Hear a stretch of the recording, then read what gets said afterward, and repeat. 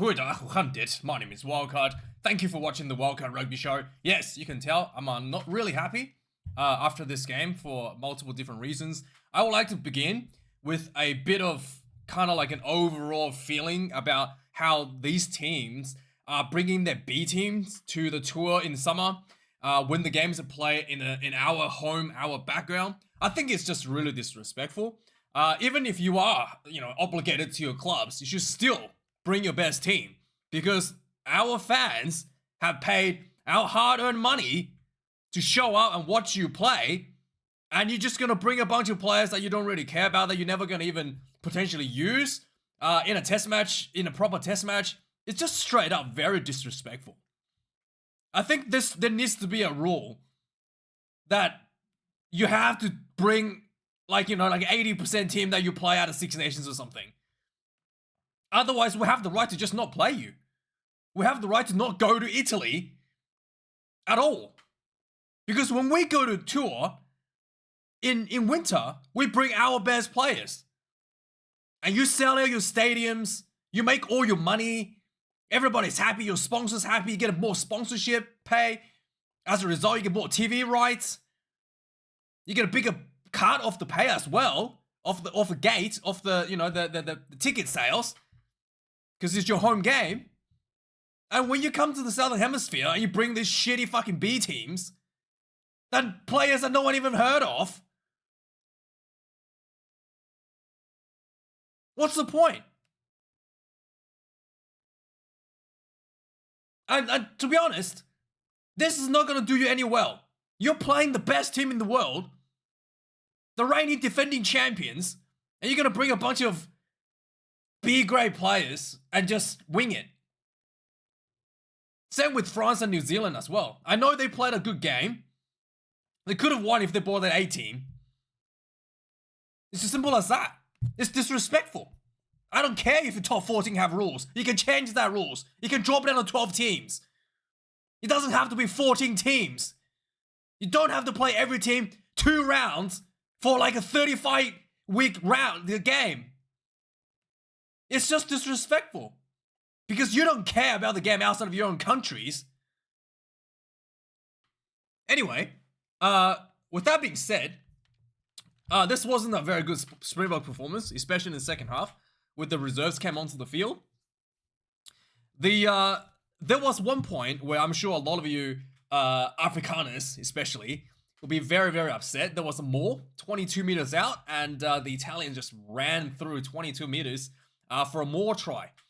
This was, albeit, the reserves on the field for the Springboks, and it is something that I think Rassie Rasmus is going to be very unhappy to see. Out of all the things the Springboks could be doing wrong, this is probably the second last thing they want to see going wrong in all of their game plans, other than scrummaging.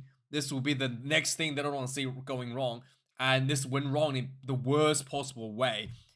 Get a march 20-something meters and end up in a try, completely, throwing everything out of the window there. That was pretty bad. And outside of that, the positives is that the Springboks look really good with their starting players, and they did pretty much put the game away, I reckon, about 50-60 minutes on the clock, and it was only the last 20 minutes when things really starting to kind of fall apart a little bit for the Boks. The Springboks did try a few different game plan as well from what we're normally used to. Instead of just the up and unders, they had a lot of little strategic kicking from the 12 position from Damien De Lenda, which is something that we don't see that much. Usually it's the 10 that do the kicking, like, the crossfield kicks from what's it called? If you were not doing the up and unders, if you're doing crossfield kicks, you get that from man in the box, and usually do up and unders and try to, or you do a bit of a grubber kick down the sideline sort of thing. But yeah, the Damien De Lenda, the midfield kicks, low trajectory, kind of worked out as well. I think there was a try scored by, there was a try by Jesse Krill from that. So definitely tick that off the box for the Springboks as another tool to the game plan there. There was a new guy. Some of you guys telling me that I can't pronounce his name. It's apparently Vincent Chuka. Wait, It's it's like Chituka. Yeah. Okay, something like that, right? Vincent Chituka. Chituka. Okay. And I thought this guy really has a huge engine. Like he was just he played 80 minutes. He came in last week as a replacement for Sia Khaleesi, and Sia normally only plays 60 minutes. Sia, he doesn't play 80. Very rarely does. I can't even remember last time Sia Khaleesi actually played 80 minutes on a test match. And here this guy was out there for 80 minutes. Huge engine, massive potential ahead of him just with the fitness. Something I think Rassie really want.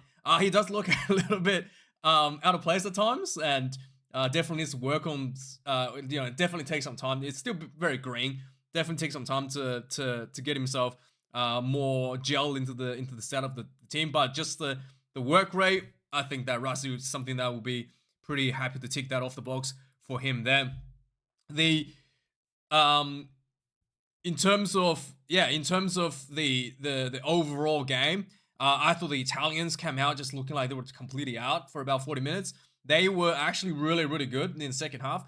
When the Springboks reserves came on, the Italians went to the basics. You know, the first half it was almost like they were overwhelmed and they just want to like kick a few points and maybe try not to get too embarrassed. Like I felt like that was the mentality for the first half of the game. But in the second half, they actually played a bit more grunt, played a bit more physicality, especially around the breakdowns, forcing a lot of errors. The rush defense was actually fairly decent, forced quite a few, like especially in the second half, lots of like knock-ons and little errors out of the Springboks, giving opportunities for the Italians to build some pressure of their own. And yeah, that more was just, I think Rassie would be like having a heart attack, or yeah, there will be a lot of angry words spoken about that in the review.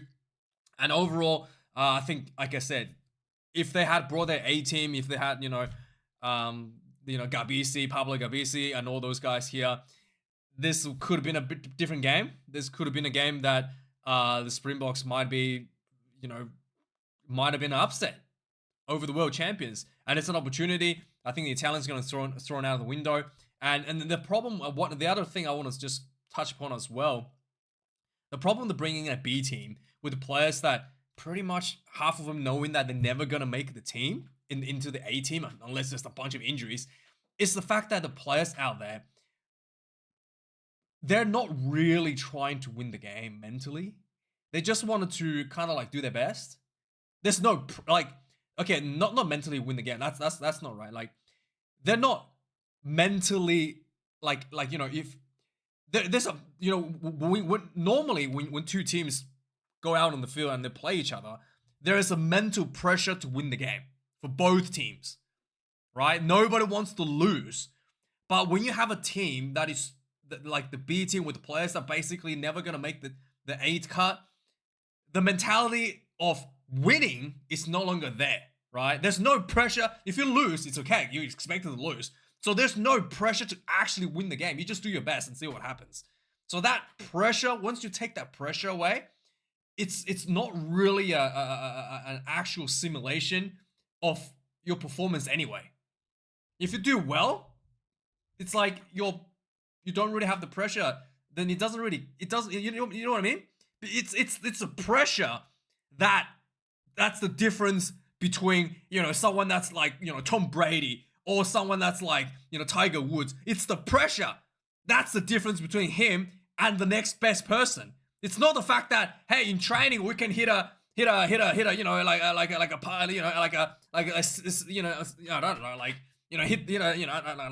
know what, like a really good like zero handicap or something, right? Like a lot of people can do that when they're not under pressure.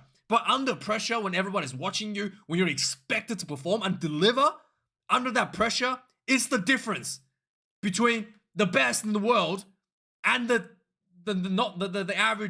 average pro player. And when you have a team out there like not expecting to win, nobody cares if you lose, there is no pressure. And even if you do a good game, if you do a good performance, it's still not a good. It's not really a good. It's still not a good. What do you call it?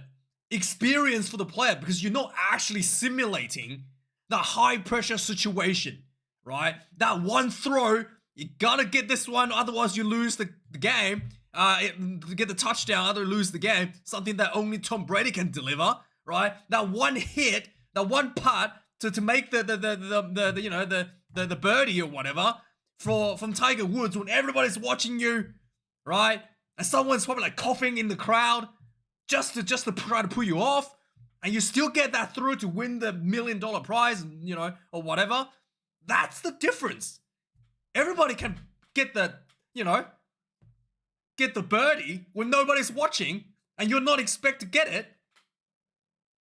That's why this whole thing of bringing your B team is just utter stupidity. You need to bring 80% of your core team, and you want to put the pressure on the players that they need to win this game. They're expected to win this game, and have these new players come in for the last 20% to get that full experience of under pressure. That's how you actually improve the team. Not just do an Eddie Jones, throw a bunch of rookies out there. Great experience, boys. We achieved nothing. You never expected to win anyway. Right? So I think that, the rant aside, I think that that's something that people really need to think about.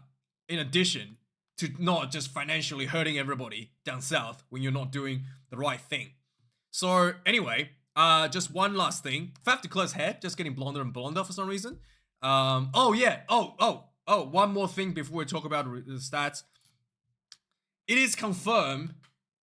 We have evidence that they have created a human robot, and that is Holly Davison. Okay, look at this.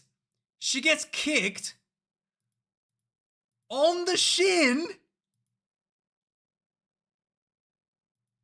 Doesn't even wince. And, what's his name? What's it? Vanderberg or whatever, yeah? He kicked her so hard that he fell over, and she just completely fine. Not even a wince. Completely fine from getting kicked in the shin. And then she apologizes to him. She apologizes to him. Did you see that? She's like, I'm sorry. Are you okay? Are you okay? She's like, I'm sorry. She just apologized to him.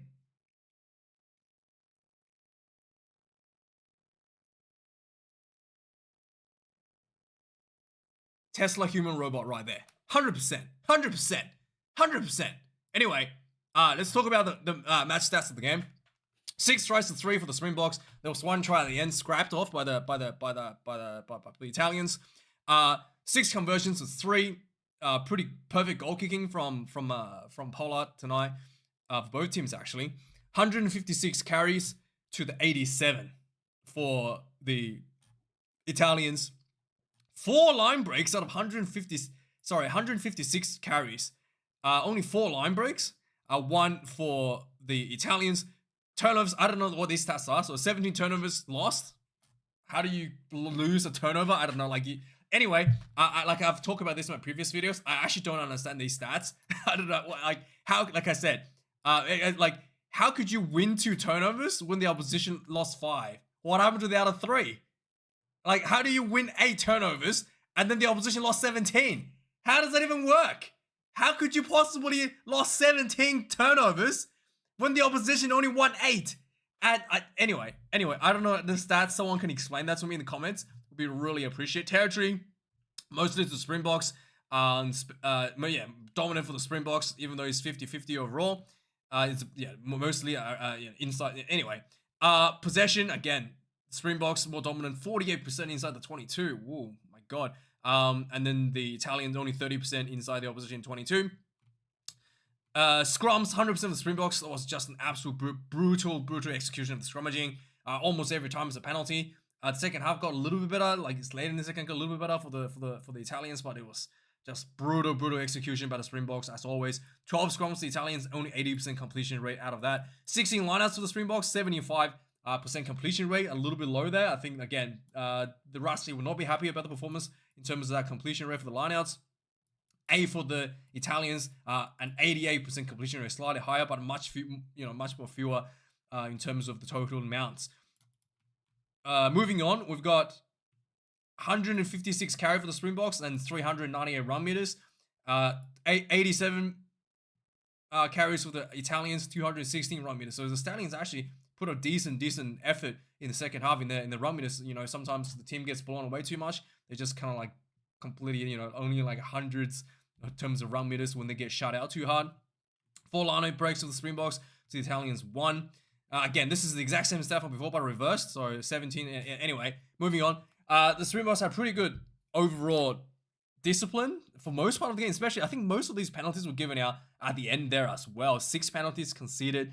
There was probably like one bit where they just conceded like 3-4 penalties in a row against the Springboks. The Italians had 9 penalties conceded with 2 yellow cards. One of them was just a cynical tackle in the red zone, and then the other one was a offside tackle from a quick tap. So both of them just like cynical technical stuff right in front of the goal line, leaving Holly Davis, the robot, the android, with no choice but to issue a yellow card for both of those incidences. Completion rate for the tackle count: 130 away tackles made, 22 missed tackles.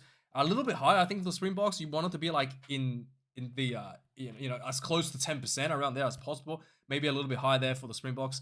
186 tackles made for the Italians, 32 missed tackles overall. Kicks in play. So one thing I think is really important for the missed tackles, it's the total amount of tackles that are made are more important than the completion rate.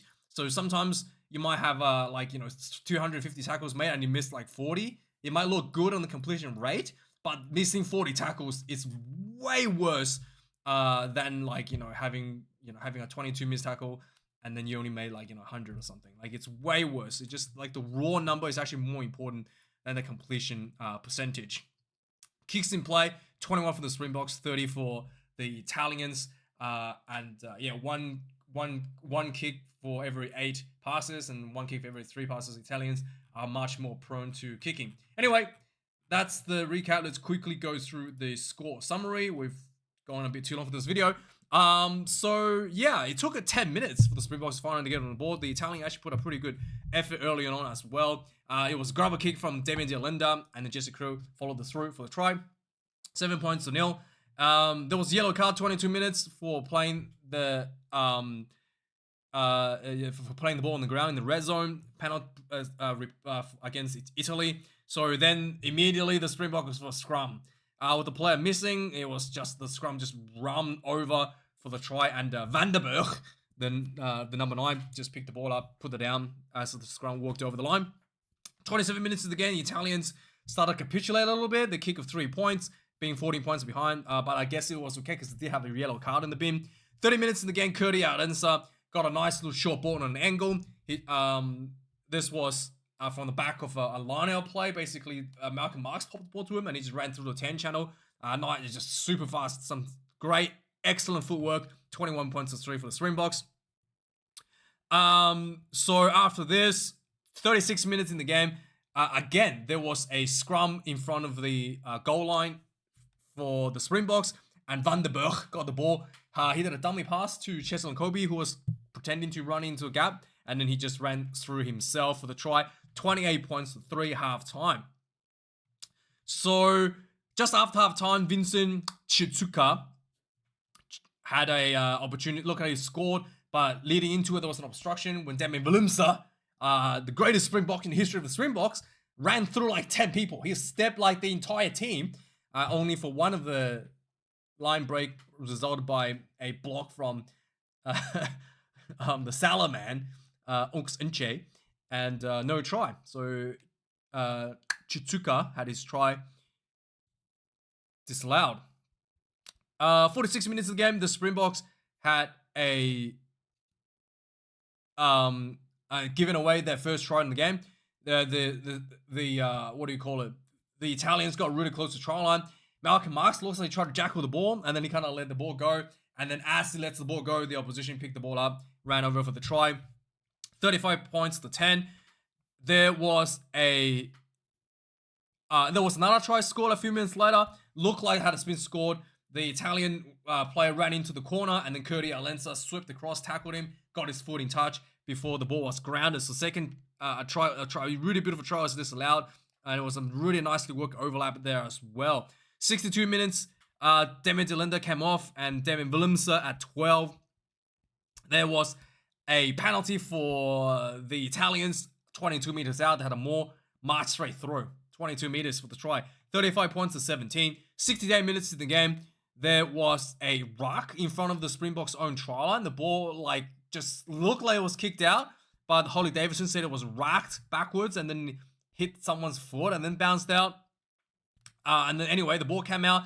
The ball was passed to the big number 4 from the Italian side. He rammed over Curti Alensa like a child and then rolled over for the try with a bunch of players hanging onto him. 35 points to 24 for the Italians. And then finally, no, before this, hang on, I missed the try before this. Wait, where's the try before this? Oh yeah, sorry, I missed the try. 56 minute. How can I miss this one? This is like the most important try in the history of the rugby. How can I miss this one? I knew I forgot something. 56 minute, the most important try in the history of rugby. Vinnie Koch scored his first test try ever. Okay, Koch is in for the first time ever over the try line, and it was just incredible, and for Mr. Incredible. So really well done. Congratulations, Mr. Koch. His first try ever for the Springboks. So anyway, let's go back to the end. So 73 minutes. There was again repeated penalties against the Italians. There was a quick tag from Quagga Smith, and there was a early tackle on him, yellow card, and then eventually the Springboks piled in. Marco van Staden, he jumped through with a player on his back to score the try. So 42 points to 24, the final score. The Italians at the end looked like they scored a try. It was disallowed because the player was on the ground beforehand, and then he got off the ground to run through for the try. Anyway, thanks for watching. Like, comment, subscribe, and have a good one. Cheers.